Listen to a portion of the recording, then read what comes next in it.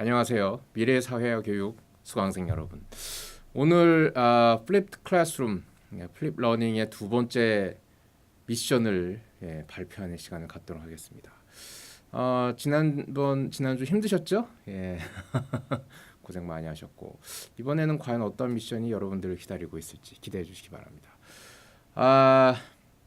우선 수업 방식과 관련되어서 설명드린 바대로 온라인으로 일정한 활동이 있고 특히 이제 우리 이후 수업 온라인에서 여러분들이 수행해야 될 미션의 주제와 범위에 대한 말씀을 드립니다.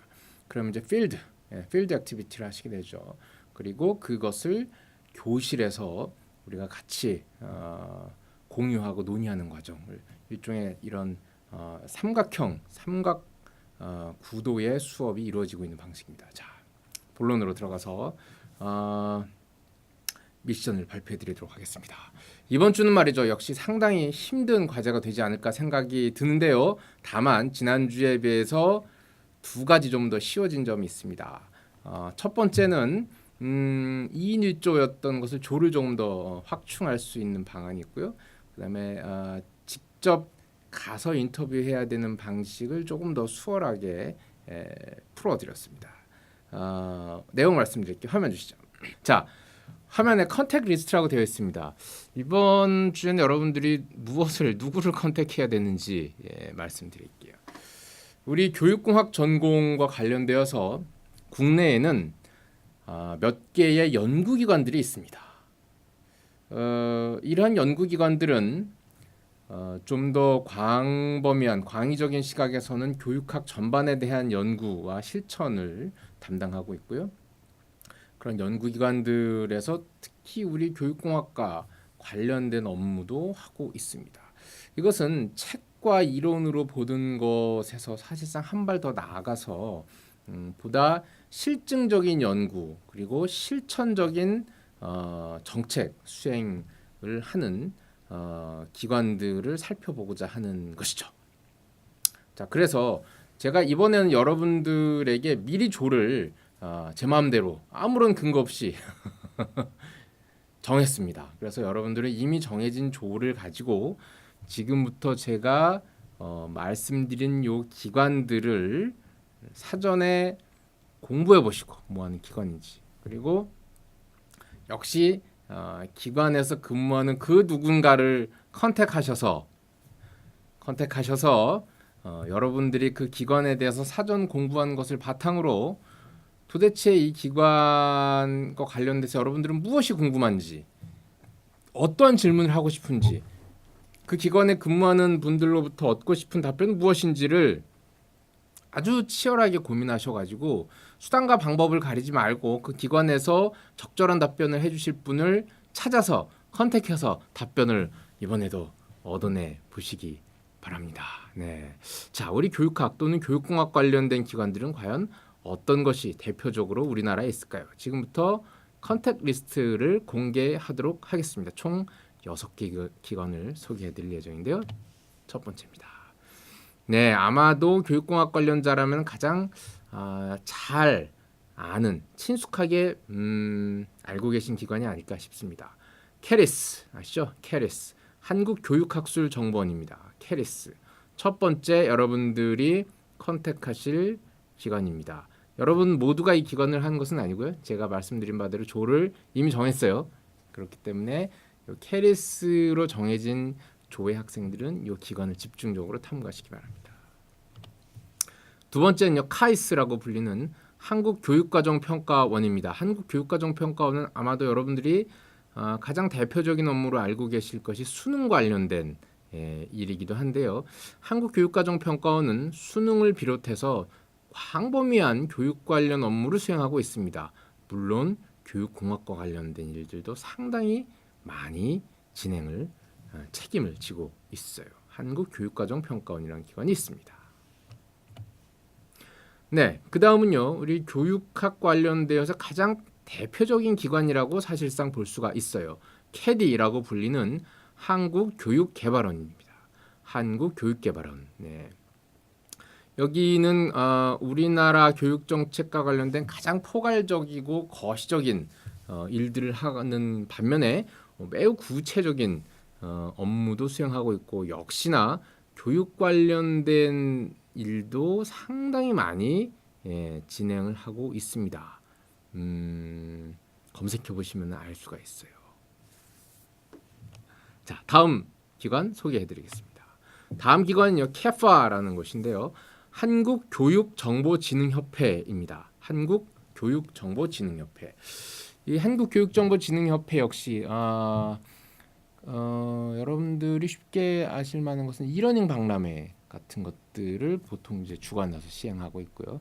해외에 우리 교육공학과 관련된 기술이나 시스템, 플랫폼들을 공적인 차원에서 지원해주는 사업도 같이 진행하고 있는데요. 아마 살펴보시면 매우 흥미로운 일들을 실천하고 있는 기관임을 확인하실 수가 있을 겁니다. 그 다음에는 국가평생교육진흥원입니다. 교육공학의 영역이 아시다시피 평생교육으로 확대되고 있고요. 그러한 측면에서 국가평생교육진흥원은 우리 교육공학과 뗄래야 뗄 수 없는 관계에 있는 기관이다라고 말씀드릴 수가 있겠습니다. 특히 최근에는 여러분도 잘 아실 만한 K무과 관련된 업무를 수행하고도 있죠. 그래서 국가평생교육진흥원과 같은 경우에는 이 업무의 영역이 상당히 이 성인교육, 평생교육과 관련되어서 포괄적이면서도 실천적인, 구체적인 영역을 같이 다루고 있습니다. 아주 중요한 기관이 되겠습니다. 다음 기관 소개해드리겠습니다. 크리벳입니다. 한국직업능력개발원입니다. 한국직업능력개발원은 직업교육, 진로교육과 관련된 주요한 업무를 맡고 있으며 특히 교육공학과도 역시 밀접한 관련성을 지니고 있다라고 말씀드리겠습니다. 직업능력개발원은 역시 바로 앞에서 보셨던 이 평생교육 측면에서도 일맥상통한 업무를 수행하고 있기 때문에 보통 우리가 줄여서 직능원이다라고 많이 얘기는 합니다만 직업능력개발원은 교육공학 영역에 있어서 또 포괄적으로 교육학 영역에 있어서 매우 중요한 임무를 수행하고 있는 기관이 되겠습니다. 자, 지금까지 소개해드린 기관을 제가 다음 장에서 보여드릴 조에 근거해서 직접 공부해 보시기 바랍니다. 몸으로 부딪혀서 공부해 보시기 바랍니다. 자, 그럼 지금부터 어떤 기관에 내가 속해 있는지 조를 발표해 드리도록 하겠습니다. 조 편성 말씀드리도록 하겠습니다.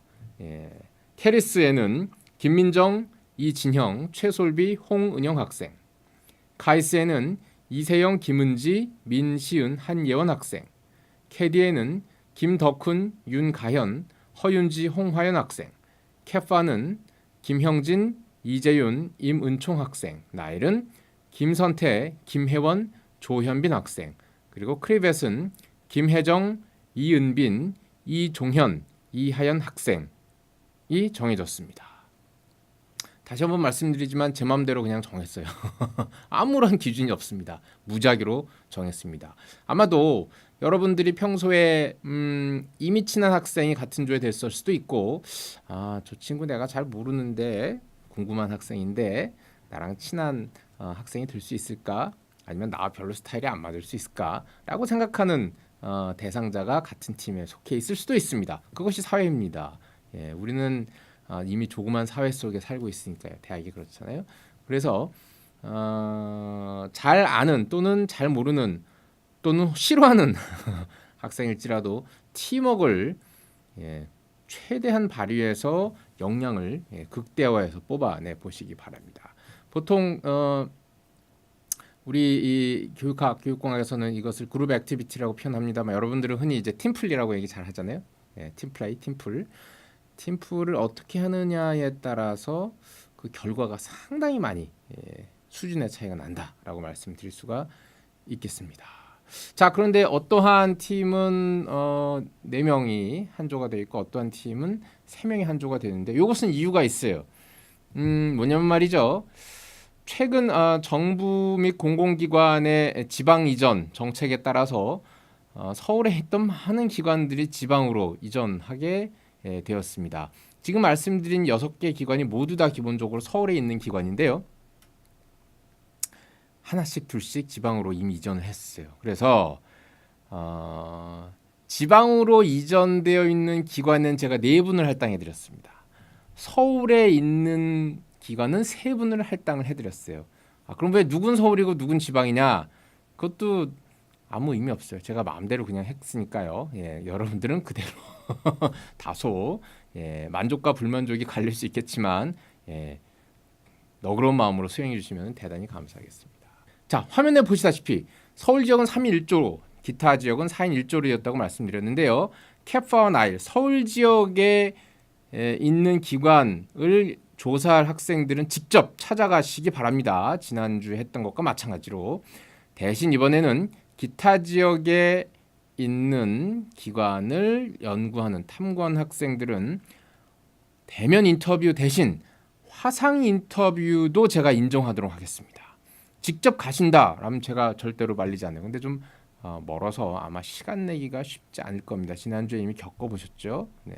가까이 있는 분도 정해진 시간에 만나기가 상당히 힘들어요. 그래서 이번만큼은 4개 4인 1조의 기관으로 선정된 여러분들은 그 기관에 근무하는 분들을 수단과 방법을 가리지 않고 컨택하는 것까지는 다 똑같으나 인터뷰 방식은 화상으로 하는 것을 인정하겠다라고 말씀을 드리는 바입니다. 네, 이해되시죠? 다만 결과를 보고하는 과정에서는 화상 인터뷰 내용을 적절히 필요한 편집하셔서 같이 반드시 제출해 주시기 바랍니다. 그러면 인정을 해드리도록 할게요. 자, 마지막으로 그러면 인터뷰 내용에는 도대체 무엇이 들어가야 될까인데요. 여러분들 자유입니다. 어떤 것을 물어봐도 좋아요. 이 기관에 혹시 입사하려면 어떻게 해야 돼? 이것도 좋습니다. 좋고 교육공학도로서 해당 기관을 탐구하는 입장에서 충분히 생각해낼 수 있는 질문들을 포괄적으로 여러분들이 사전에 논의하셔서 추려내 보시기 바랍니다. 인터뷰 시간 역시요 자유로워요. 5분을 하셔도 좋고 1시간을 하셔도 좋습니다. 그래도 5분은 너무 짧은가요? 최소한 30분 정도? 여러분들에게 맡기겠습니다. 그 내용이 충분하다라면은 좋고요.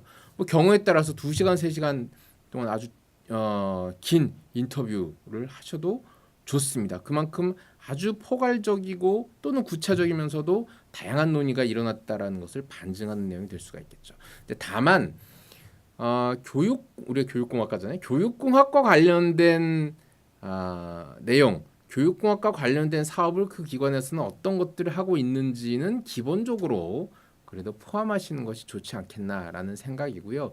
캐리스를 제외한 다른 기관들은 교육공학만 연구하는 기관이 아니기 때문에 캐리스는 물론 캐리스가 교육공학과 직접적으로 관련되지 않은 분야도 같이 하고 있습니다만 대체적으로 캐리스는 거의 대부분 교육공학과 직접적인 연관 있는 사업을 한다는 전제가 있고 나머지는 포괄적으로 교육 전반에 관한 연구와 실천을 하고 그중에 교육공학 파트가 있기 때문에 교육공학 파트도 꼭 찾아내셔가지고 어떤 일을 하는지 교육공학과 관련된 현황 인터뷰는 그래도 최소한 포함시켜 주시는 게 좋겠다라는 생각입니다. 네. 이번 미션은 어떻습니까? 지난번에 비해서는 조금 더 할만하시지 않을까라는 생각이 드는데요. 이번 미션을 제가 여러분들에게 드리는 이유는 몇 가지가 있습니다만 기본적으로 우리 교육공학과 관련된 이런 다양한 형태의 사업을 펼치는 기관들을 여러분들이 상식 수준에서 알고 있으면 좋겠다라는 것이고 또 하나 역시 어떤 사회적인 맥락에서의 이슈인데요. 전혀 모르는 사람을 어떻게 만나야 되는가, 이분들을 어떻게 컨택해야 되는가, 어떻게 나는 좌절하게 되는가, 어떻게 이루어내고야 마는가, 이런 것들에 대한 경험을 꼭 해보시기 바랍니다. 화면 주시죠. 이번에도 여러분들의 처절한 생존기를 기대합니다. 성공적으로 한 번의 그런 경험이 있기 때문에 수행하실 것으로 기대해 마지 않고요. 그 과정에서 많은 것들을 깨닫고 실패하고 좌절하고 성취하고 이뤄내 보시기 바랍니다. 화이팅입니다. 네, 저는 또 다음 주에 마지막 플립드 클래스룸 이 거꾸로 수업에 대한 안내를 위해서 여러분과 온라인으로 만나도록 하겠습니다. 감사합니다.